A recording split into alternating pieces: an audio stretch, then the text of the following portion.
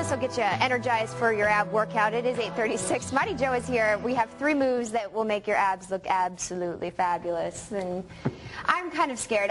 We were talking during the break.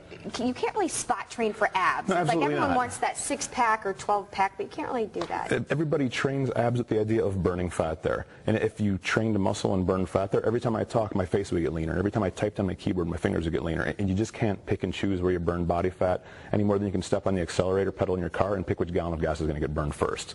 You burn energy, period, when you do exercise. So what do you want to focus on when you're doing these ab exercises? You have 3 main workout. Well, really, the first reason is why do we do abs then? I mean, if we can't burn fat from there, why do we do them? And so the reason I like to use them is because it helps support the other exercises you do, like squats and lunges and presses and rows and things like that. So we need to have a strong enough foundation. Your core. Our core, yeah, the core. Okay. We need that core stability, that core strength to really support the bigger exercise that will burn more energy and get you lean and mean and get the 6-pack and have you looking good on the beach once the snow melts in a couple of weeks.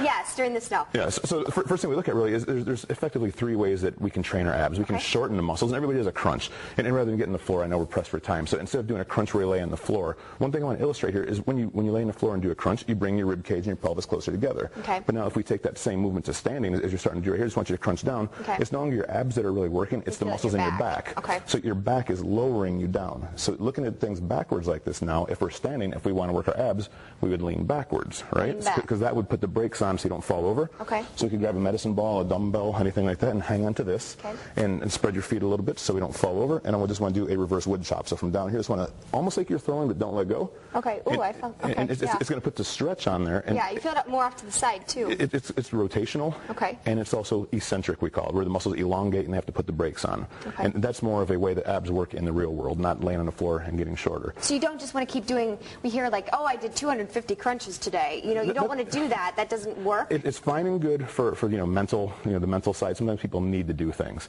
Military is big on push-ups and sit-ups and things like that. It's not just because they're trying to get 6-packs. They're just trying to make tough people that can handle pain, handle the tough stuff that life will throw at you.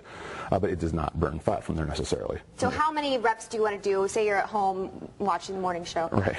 And you're doing the stand-up ones or you're doing the wood chop. Generally speaking, it depends on what your goals are. I mean, so it's hard to say specifically, but usually around kind of 15 to 25 rep range. Okay. And just like a bench press or a squat, sometimes you might want to max out and see how much you can do for a big single repetition. And this is about 4 pounds, so it's not that was 4 pounds. Usually for people with a medicine ball, I start with about 5% of body weight. Okay. So it just depends on you, and you go faster. You add more speed to it rather than more weight. And you want to make sure you turn the wood chop. That full motion. It's not like high school wrestlers do a wrestling throw where they take the guy down that way. So it's effectively that. Yeah, you're a high school wrestler. Wrestler, yeah, definitely. So it's that kind of move. It's that throw without letting go, and these muscles get the stretch. They put the brakes on, which makes it work much more like it does in the real world. Do you want to go all the way back? Pain-free range of motion and speed as you can control.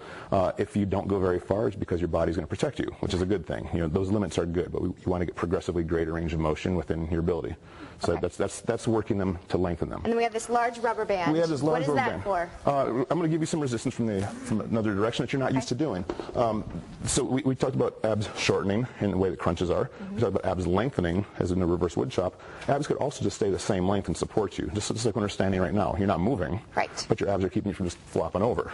So what I want to do is have you just go into a lunge, but hold that out in front of you. Okay. So just kind of grab on, you put your hands around there and hang on. I want you to lunge straight ahead. I'm going to try to pull you, but don't let me rotate you. You want me to lunge straight ahead? I want you to go straight, but keep your arms straight in front of you. Oh, gosh. Yep, and don't let me pull you outside. And then step back into the beginning. Thanks, Avery. And then step back and then go into another lunge. Okay. So you're just resisting this rotation now. All right. So while your abs aren't moving, they're working. This is hard. They're working, yeah. So you're just going to do repetitions with this. And again, 15, 20, 25 rep range. Okay. You can do higher reps to really get your abs to stabilize. So you might need a partner for that one. You need a partner, or if you're in a gym, you could use a cable machine. Okay. Or you could tie one of these around, furniture, light post, anything you have around there. All right. Well, you can get more information about the 3 ab moves on our website at fox17online.com. Just click on the morning news.